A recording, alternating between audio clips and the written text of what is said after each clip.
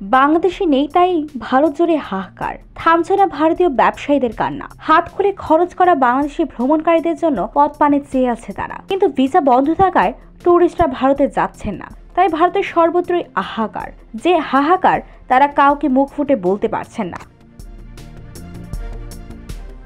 ভারতের পশ্চিমবঙ্গ প্রদেশের রাজধানী কলকাতার বেসরকারি হাসপাতালগুলোতে বাংলাদেশি রোগীদের নির্ধারিত অস্ত্রোপচার এবং অ্যাপয়েন্টমেন্ট বাতিল ও স্থগিত হতে শুরু করেছে।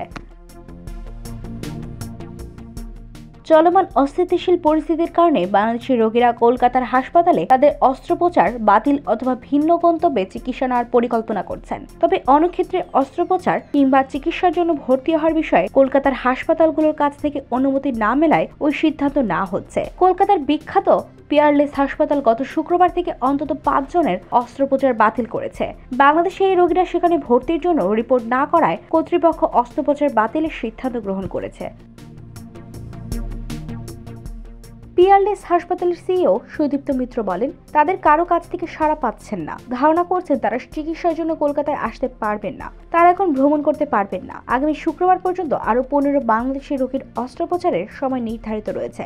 সন্দেহ এই রোগীদের কেউই ভর্তি হবেন না। হাসপাতালে অনলাইনে পরামর্শ নেওয়ার ব্যবস্থা রয়েছে এবং বাংলাদেশি রোগীরা অনলাইনের এই সুবিধা ব্যবহার করতে পারবেন। তবে এখন পর্যন্ত কেউ এটি করেননি। কলকাতার ডিজাইন হাসপাতালে বাংলাদেশি রোগীদের অনেকে চিকিৎসা নেওয়ার জন্য যান। এই হাসপাতালে গত মাসে বাংলাদেশি রোগীদের চিকিৎসা নেওয়ার হার প্রায় 75% হ্রাস পেয়েছে। হাসপাতালের পরিকল্পনা এবং ভিসা আমন্ত্রণপত্র দ্রুত ইস্যু করা সত্ত্বেও অনেক রোগীর নির্ধারিত ওপিডি অ্যাপয়েন্টমেন্ট এবং ভর্তি পিছিয়ে দেওয়া হয়েছে। নির্ধারিত প্রায় 50টি অস্ত্রোপচার স্থগিত করা হয়েছে। ক্রিসমাসের সময় বাংলাদেশি রোগীর সংখ্যা বেড়ে যায়। ওই সময় বাংলাদেশি রোগীদের অনেকেই যেমন হাঁটু প্রতিস্থাপন এবং মেরুদণ্ডের মাইক্রোস্কোপিক অস্ত্রোপচারের পরিকল্পনা করেন।